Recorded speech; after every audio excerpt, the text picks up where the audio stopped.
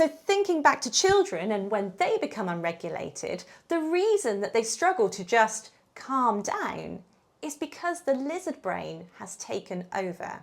So what can we do to help them get that lizard brain nice and calm again? If you've managed to escape to the bathroom for 5 minutes, you're in the right place. Welcome to the bathroom sessions, a place where you'll understand your child's behaviour a little bit better than you did 5 minutes ago. One question I get asked a lot by parents in my therapy practice is, how do I calm my child down? How do I help them to emotionally regulate when they're having a huge meltdown?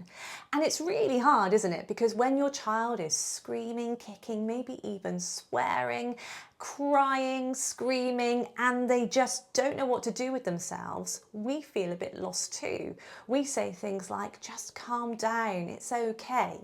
But it rarely works. I'm going to explain to you today why that rarely works and what you could try instead to help them to re-regulate and get them feeling calm and safe again. So the first question I want to pose to you is, have you ever felt road rage? Have you ever been in a situation in your car or maybe even at work with the photocopier where you've just lost the plot? Maybe someone's cut you up, something really dangerous has happened in the car, or the photocopier is jammed and it just won't work.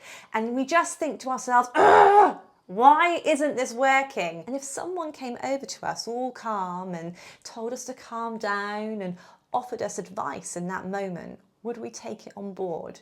Would we be able to take the information they're giving us, the advice they're giving us, and be able to use that to calm ourselves down? Why is it when we get cut up by a car or the photocopier gets jammed, we just get really cross and we struggle to take on board any advice from anybody else, particularly when someone tells us to calm down? So in order to explain this, I'm going to have to get a bit sciencey, and I'm going to explain to you a little bit about how our brains work.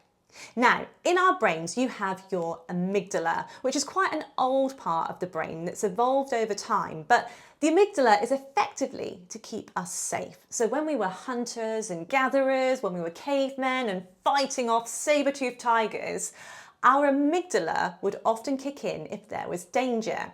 Now, I like to refer to the amygdala as the lizard brain. I think that's a lovely metaphor because the lizard isn't very good at listening, taking on board information, but it's really good at keeping us safe. So when the lizard brain kicks in, it does things like tells us to freeze, like a deer in the headlights, or it might tell us to run, or even pretend to be dead. So that is your lizard brain, your amygdala. And then at the front of your brain, you have your prefrontal cortex. I like to call this your smart part.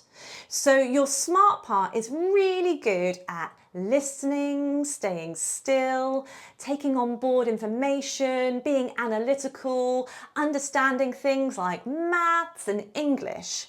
But when your lizard brain kicks in, it suddenly becomes a bit like Godzilla and it takes over. So your smart part runs back inside, hiding. So all of a sudden you can't think straight. You can't take on board information like maths, English, or sensible advice because your lizard brain, your amygdala, has taken over. Now, because this is evolutionary and the lizard brain just wants to keep us safe, it can be really tricky to keep it under control sometimes. But with practice, we can train ourselves to react to the things that are really dangerous and then keep our lizard brain nice and calm when things aren't so life or death. So thinking back to children and when they become unregulated, the reason that they struggle to just calm down is because the lizard brain has taken over. So what can we do to help them get that lizard brain nice and calm again? So the first thing to try and avoid when your child is unregulated and having a meltdown is to offer them advice, because it's very much like the situation where you've just been cut up and you have the front seat driver telling you to calm down and what you should have done instead. It doesn't go down well. So what can we do instead? Well, first of all, empathy. Empathy is so important. Let them know, I'm here for you. I understand this is really hard. Let me know when you're ready to talk. Those words can be so valuable, and that can start to diffuse a situation very quickly. And the one thing that I advise all my clients and parents to try when their child is unregulated is cold stuff. So that could be a cold pack, that could be a really cold glass of water, it could even be a cold bath if that's something that they'd want. But it's all about calming down their vasovagal nerve, calming down their central nervous system. So by having something really, really cold, it actually helps to calm down the lizard brain and put it back to sleep. So why not try this next time your child becomes unregulated? Give them empathy. Don't try and solve their problem straight away. And if they'd like it, offer them something like a cold pack or a really cold glass of water.